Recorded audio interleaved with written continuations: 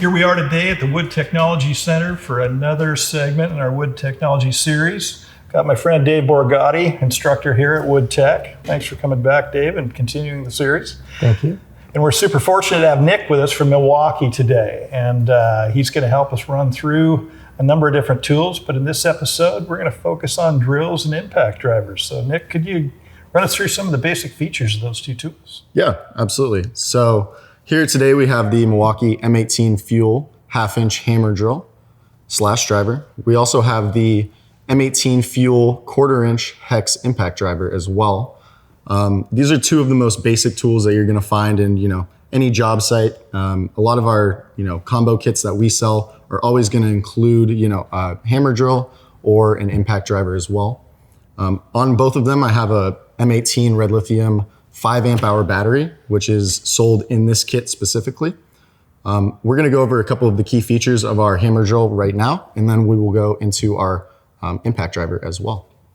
So first, when we start with a hammer drill, again, this is going to be one of the most common tools that you find on a job site, right? Think fastening, drilling. The primary purpose of this is what we like to call a jack of all trades type tool. So going over a couple of the key features of our hammer drill in specific.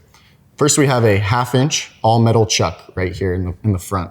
That 1/2-inch chuck is going to hold your bit, whether it's a drilling bit, think about a titanium or a cobalt if we're going into metal. Right now we have a wood boring bit on the end of it because we're going to be boring into some wood today. So one of the main reasons why we put a metal chuck on the front of the tool is to really increase the durability, right? When we are on job sites, they're rough, they're tough, you might drop your tool. It's important to have a metal chuck as opposed to a plastic chuck. It's just going to give you that value long term and protect your investment over the years. Moving past the 1/2-inch metal chuck, we have what we call our micro clutch. The micro clutch is going to be how we adjust the torque settings on this tool specifically. For our 1/2-inch hammer drill, we have 750 inch-pounds of torque, which is quite a bit, which is why you'll notice that we have an extra handle here, just to make sure you're not breaking our wrist, right? Okay. The micro clutch is going to adjust the torque or rotational power of our tool. So we have all the way from a 2-speed setting, and then you can click it all the way to our 14 right there. That's going to be the maximum amount of output of torque for this tool specifically. So Nick, could you talk a little bit about, in practical terms on a job site, where would I use a 2 setting versus a 12 or 14? Yeah, absolutely. So when we look at a 12 or a 14 setting, that's going to be our maximum output. That's going to be when we're going through maybe tougher material, right? Maybe we're going by 4x4 type of material. And we'll get to the impact driver specifically in terms of higher levels of torque. Again, this is kind of a jack of all trades. So it can do a lot of different things, not necessarily the highest output that we possibly can, like an impact driver would. Okay. And Nick, a question for you. So on the chucks, it seems to be universal. A lot of different companies have it. You'll have all the torque settings, and then there'll be the icon of a drill, which means it's max torque. Is this have an icon of the drill, or is it just 14? Yeah, so if we look right over here, we do have the drill as well. So we do have the drill function. That's and going to at be... that point, there are no clutch settings at all. Yep. It's just going to go full bore. Absolutely. Gotcha. Absolutely. Okay. A unique feature of our hammer drill here is that we also have a little hammer icon as well. The hammer icon is very unique to a hammer drill because it's going to allow us to add what's called beats per minute. So essentially, as the bit is rotating, it's also going to move forward and backwards. We use that primarily for masonry and concrete type applications when we might need to make a small, hole through some concrete to install some anchors to secure, for example, a railing, right, for some brick applications, something like that. What would you say if you're making larger holes in concrete? What would you say is a reasonable size for a drill bit? I mean, I would say because this is up to a 1/2-inch size in the chuck, it can take up to a 1/2-inch size bit. Okay. I wouldn't recommend using like a 3/4 bit or even like a 5/8, just because that's the maximum it's specified to use. Good. So we'd want to cut it off at about 1/2 inch. Yep. Gotcha. Moving past that feature is going to be our final feature, which is our 2-speed adjustment. So we have our speed 1 right here, as well as, if we flip it over, our secondary speed. That's going to be our maximum speed that the tool can output. An additional feature of this, M18 FUEL 1/2-inch hammer drill is going to be our micro speed settings on the bottom of the tool. That's going to allow us to really fine tune the speed that we need. So it goes 1 through 3. If we're on speed 1, that might be lighter cabinetry, carpenter type work, right? Think more finish as opposed to more rough-in type applications. When we go to speed 3, you'll notice it's going to give your wrist a little bit of torque, right? And especially if we have the torque, the micro clutch all the way to, our maximum settings, and we have 3 down here, that's going to be our highest speed and our highest torque output for this tool. Okay. Could you talk a little bit about, in general, corded versus cordless? Yeah. I see down at the end of the table, Dave, as an old timer. And kind of where we're at these days, is it still available for everybody, or is everything really moving this battery? Yeah, so corded is absolutely available still. Where we see the future moving and kind of our core tenets as a company is cordless is the future, right? Eliminating cords on the job site is going to protect, a lot of safety different applications, right? You might trip over a cord. Your cord might end up stripping out from, your tool, right? That causes a lot of safety concerns. Or you may not have power. Exactly. You may not have power, right? You may not have access to an outlet, right? You're not going to have to run an extension cord. When we use these cordless platforms, we source the best lithium that you possibly can on the marketplace so that we make sure that we have the runtime that users are looking for, as well as the power that communicates to the tool that users are expecting. Interesting. And with respect to DIY versus pro, what do I want to buy versus I just need a drill to get through a project at home and I'm probably not going to use it again for 2 years? Absolutely. So I would say, we kind of have 3 tiers in terms of quality of output, right? A corded brush tool is going to be kind of our entry level point into, a tool system, right? If you're not using your tools every single day, if you're not on a job site, you might be able to get by with a corded tool. Say you're just using your corded tool in your garage, right? That might work out really well for you. If you are out on job sites or if you need to go somewhere that you don't have access to a cord, cordless is always going to give you that option. Moving kind of into that next tier, we have our brushless series. So brushless tools use the power of magnets as opposed to physical brushes within the tool. A brush tool, the disadvantage behind that is it's going to cause a lot of heat output in your tool because it's 2 brushes rubbing against each other to create that friction. That's what's driving the motors, the friction in that. When we use the brushless, it harnesses the power of the magnets. It's a much more fluid mechanism, so it's going to be a lot quieter. It's also going to be less wearable parts on the tool. You can get brushes replaced, absolutely. That's time, that's hassle, that's money that you're going to have to spend on your investment. You step up a little bit into a brushless series, that's going to allow you to, again, have a tool that lasts longer year over year. The magnets also contribute a significant amount of more power than a brush tool as well. Yeah, and you'll find too that these are going to be heavier. A brush tool is going to be heavier simply because the whole setup for the motor is about almost 3 times larger. Yeah, do you want to get a comparison in terms of the size here? We can just kind of see that, in terms of weight and size, our M18 brushless fuel is a lot smaller in compact size compared to our 1/2-inch Magnum corded drill. And the great part also is you'll notice this is a 1/2-inch. We always say when it's a drill motor, it's the size of the chuck that you refer to. So, for most DIY, it might be a 1/4 or 3/8 chuck. So it's a 3/8 drill motor, okay? But these two have the same size chuck. And that's usually what we consider the most important. I don't recommend anyone buy anything, at least that graduates from here, that's less than a 1/2-inch chuck. I would agree with that. Yeah. Interesting. So we just talked about our 1/2-inch hammer drill. I want to transition and talk about our 1/4-inch Hex Impact Driver as well. So again, this is going to be on our M18, 18 indicating our 18-volt line as well. You'll see at the end of here, this has what's called a quick lock 1/4-inch Hex, chuck. For all of our standard bits, the key piece that you'll see here is all of the bits that have this small, kind of indent right here. That's what's going to accept a quick lock chuck, just like that. Now we call those ball detents because basically you got spring-loaded balls that go in there, as opposed to the wire detent that we used to use years ago. In the wire detent, a lot of times you drive a fastener and you back it out and the bit is still in the screw. So with this ball detent, it really does work very well. Yeah, absolutely. Yeah. Talking a little bit more specifically about our M18 FUEL 1/4-inch Hex Impact Driver. We have 1,400 inch-pounds of torque, which if you remember back to our hammer drill here, we have 750. So almost double the amount of power and again, torque as rotational power that you can output with this tool than you can with our hammer drill.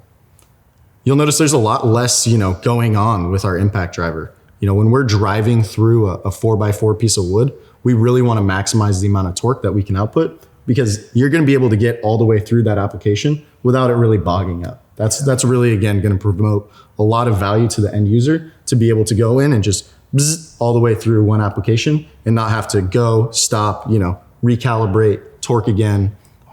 That's the power output that we can promote here. Nick, may I have that for a second? Yeah, absolutely. Okay. There's a couple of great features. One of the things that we really like is it's really short throw. Yeah. So you can get into small places. And the other thing that a lot of drill motors don't have is when I go ahead and pull this, you'll notice the light stays on. Certain brands, you'll be in a cabinet and fastening. When you undo the trigger, you go into the dark again, and this one will stay on, which is a really sweet feature. Can you tell us about the settings at the base here? Yeah, again, so similar to our hammer drill here, this is going to be kind of our speed settings, right? So you just use it on 4. If I go all the way down to 1, you can kind of hear the difference, right? So, right? And then we'll move it up to 2, all the way up to 3. And then 4 is going to be our max setting. And you can see as I use the tool, it kind of jimmies in my hand a little bit, right? Yep. You want to be careful, especially if you're doing a tough application, 4x4 through oak, that's a very dense material, right? Maybe an extra hand on top is never the worst idea as you're kind of guiding that fastener in. You can see when I have my hand on there, that's just an extra safety mechanism. Versus when I don't, it kind of moves around a little bit more on me. And one thing that I tell the students a lot is when you're working with something like this, even on the lowest setting, like if you're fastening smaller fasteners, this may be actually where, as funny as it sounds, you want to go with a hammer drill, because you can dial the setting down so it's not going to drive right through. In the old days, we used to have to feather the trigger because it would just go right in too fast. But it's nice having this setting down there. Very Absolutely. Nice. Yeah, and just to add to that point, kind of in conclusion, if we do need to dial it down all the way to 1, all of our tools have variable speed triggers, right? So I can really dial it down there, and then I can get it all the way to whatever setting I have on the speed at the And the old ones never had variable speed. Yeah, that's very nice. The impact driver obviously using for a lot of drilling applications where when we're boring through wood, concrete, we're going to use this hammer drill as well. Yep. Just a little bit about the application there. Maybe we can touch base on your one key feature. Yeah, absolutely. That's going to be our customization, tracking, and management software. So we actually have an application on your phone where you can sync up each individual tool and kind of customize it, right? So I could name it Dave's Impact Driver if I wanted. Really beneficial for larger contractors that might have 50 hammer drills out on the marketplace to kind of track where each of their tools are. One of the features actually allows you to check out the tool. So my hammer drill will not be checked out unless Dave goes into the app and checks it out himself and then signs it back in. Again, that goes along kind of with the second aspect, tracking. All of these tools have Bluetooth features within them that will sync up to your phone and kind of give you a GPS locator for where your tool is roughly. So find my drill. Find my drill. Yeah. Exactly. And then, kind of management, right? We think larger general contractors, this is that premium line where they've put a significant investment into their tool. They want to protect that and make sure it's managed well, right? So you can do things, beyond the wildest imagination of what you could have thought 10, 15 years ago. One of the cool features I like to tell people is with our half-inch impact wrench, it gets up to 1,400 foot-pounds of torque. We can fine-tune that on the app and say you need to get 700 foot-pounds exactly when you're securing a lug nut to a semi-truck, right? Wow. The tool will actually cut off right as you get to that fastening of 700 foot-pounds. Amazing. So technology has come a long way. Again, with the microchips that we have talking to the batteries, it's going to allow your batteries to last longer, per charge and year over year. And kind of the feature set that we have here is what I would consider to be the most premium on the market. Wow.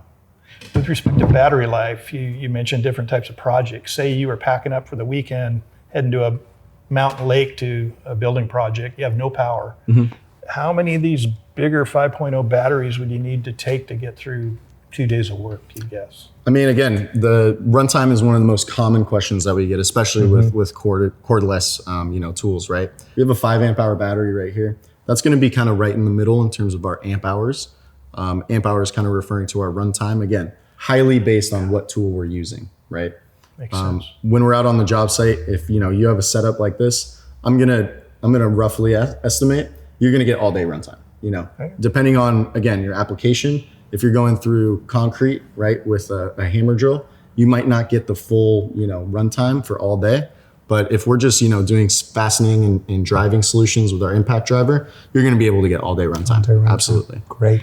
One of the things the three of us were talking about earlier that I wasn't aware of, Dave, was we were talking about battery use best practices. Dave, can you touch on the temperature impact? Well, a lot of it, lithium ion is way away from nickel metal hydride and nickel cadmium that we used to use, okay? One of the wonderful parts about lithium ion is you don't have to worry. If your performance starts to fall off, you can go ahead and charge it. But what I recommend, if you're really using the tool hard, when you put it into a charger, they actually have a temperature sensor now.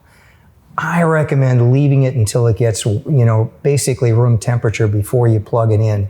And the other thing that we tell the students is never leave it just plugged into the charger. I used to walk into my dad's shop and all I saw was red and green lights everywhere because he always had the thing plugged in. And I know that there's a sensor that, will basically trickle charge, but as soon as it's charged, we pop it out of the charger.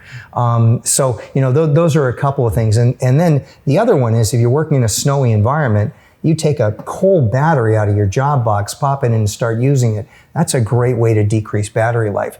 By the same token, if you'll notice, these batteries are black. So you leave them out on a hot sunny day, out on a deck or something like that. That's a good way to kill a battery too. And these are not cheap. So one of the best things you can do is try to keep it, in the roughly 70-degree range. I know some people will actually shove them in their bags if they're working in a cold environment and try to keep it somewhat warm before they shove it into the tool. Okay. Yeah, and that's really going to promote battery life, not only, on a single charge, but year over year, right? Again, protecting your investment, right? Exactly. Well, Dave, I know safety is a big thing here at the Wood Technology Center and as part of your core class. Do you want to touch base a little bit more on some of the things you talk about? Sure. Well, in the old days, it was a question of just looking at the drill motor, okay? Especially drill motors. And I'll show you. So a lot of times what'll happen, and this one's been around longer than I have, which is a real, again, if it lasts in our institution, you'll hand it down to your great-great-great-grandkid, okay? But what will happen is you'd look at a drill motor like this and you'd see a recess and you're like, oh, that means one heck of a lot of torque. Now, if you had a 1/4-inch chuck or a 3/8-inch chuck, generally they didn't have that much torque and you could hold on to this pretty well. But believe me, if this catches, okay, on something of differing density, a knot or something as you're drilling, this thing will spin you right around. And it doesn't look that dangerous. And the nice thing here is, again, if you're left-handed, you can simply plug this in. So it was one thing I always told the students to look out for. Now, on here, what you see, and I was curious when Nick brought this in, you can see this also can be reversed. But most people will think of it as their home unit, maybe something small, maybe something they've had around for a long time, a cordless tool. But this has an enormous amount of torque.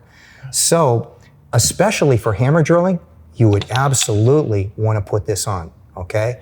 But for other drilling, when you have this at maximum torque, and again, as Nick said, you got it on setting 3 and you got it on 14 up here, you may want to add this on. But when you look at the tool, this is absent, okay? So this is some of the training that we give, which shows that, look, a tool can be very deceptive, and that sometimes putting this unit on is going to be, your best bet to make sure that you're safe.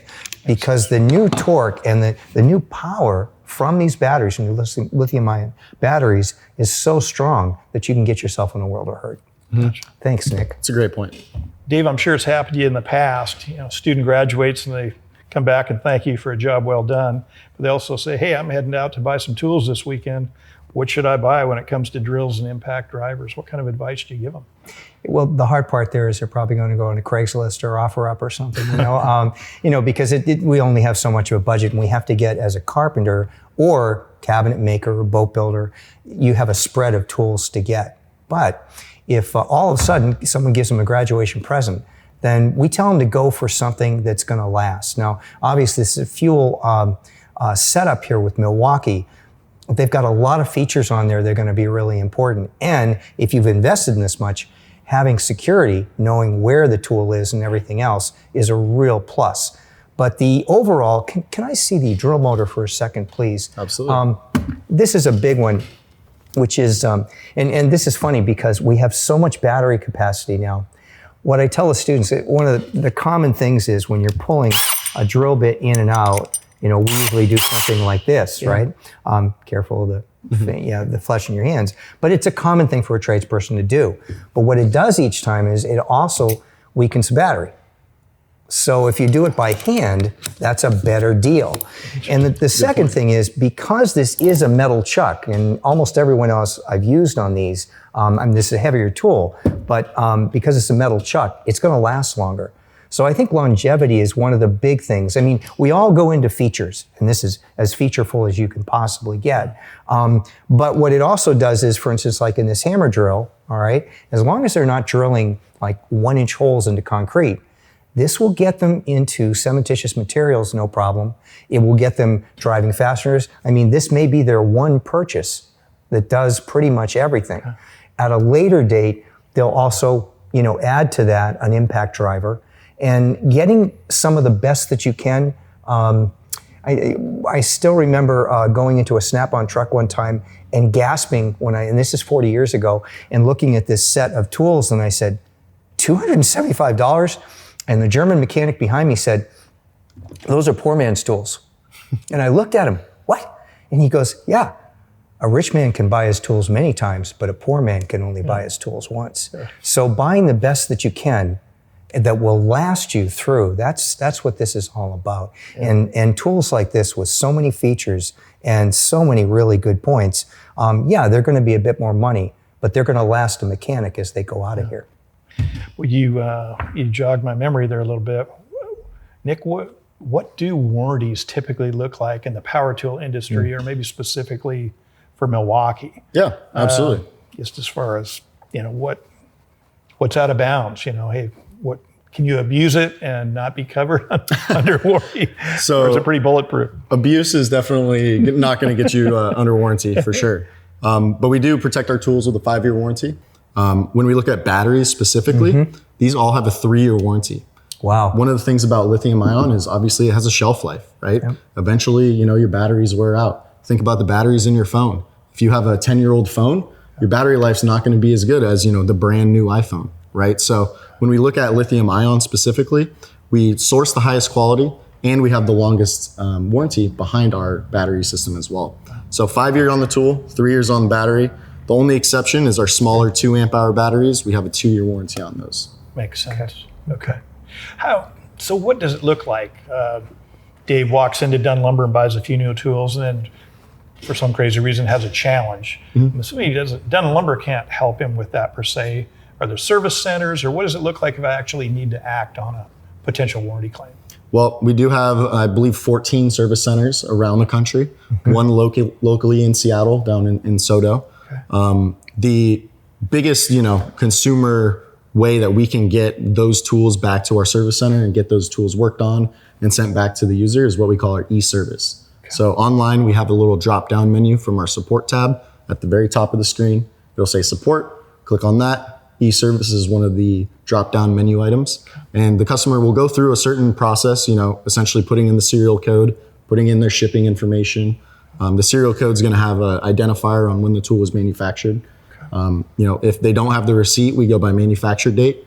If they do have the receipt, we go by purchase date. So that's another benefit to the user as well. Yeah. What that's going to, result in is you getting a PDF of a shipping label for FedEx. You're going to print that out. You're going to take your tool to FedEx with your shipping label, prepaid, box it right up, send it off to our service center. The service center is going to, dissect what the malfunction is and take care of the tool, send it back to you within, 10 to 14 days. Terrific. That is super cool. 3 years on the battery. That's a great thing, Jim. Yeah. It really is. Yeah. Love it. And Nick, would you be kind enough? I think a lot of people are confused. I mean, they see a bigger battery, 5 amp hours, 2 amp hours, 3 amp hours. Could you review that a little bit, please? Yeah. So when we talk about amp hours, that's going to kind of be the result of a function behind the ampage that's being used from the tool. as well as the wattage that is in all of the tools or in the batteries as well, right? So when we talk about amp hours, you're going to hear 1.5, 2, all the way up to, we have our largest cordless batteries, our 12 amp hour battery. These all have little lithium cylindrical cells in the actual casing in the batteries. And so depending on how many lithium cells are in there and kind of how they're sequenced, that's what's going to result in your runtime. I usually like to say, if you want something portable, you think about a lot of overhead applications, you probably don't want a big 12 amp hour battery on an impact driver, right? If we're looking at, something that's more stationary, like a table saw or a miter saw, you want that runtime to maximize the performance of your tool and also maximize the amount of cuts that you're going to be able to get. You want to go with the 12 amp hour. So depending on which tool you might be using, you could always kind of use, one battery for a table saw that you're going to use for an impact driver. You're not going to see the same performance though. And it comes down to weight and portability at the end of the day, right? So I would say in general, 5 amp hours and below are going to be more of your handheld tools, your grinders, your circular saws. When you get up to those higher demand applications, you really want the 8 amp hours, the 12 amp hour batteries. Okay, that's great information. Yeah, absolutely. Well, gentlemen, I'm so appreciative of you both being here today. This was a great segment on drills and impact drivers. I know I personally learned a ton, and I'm sure the audience will as well. Nick, thank you very much. Yeah, absolutely. Appreciate you guys having me. Thanks, guys. And the great part is Nick's going to leave all these tools with us. We'll see. We'll talk.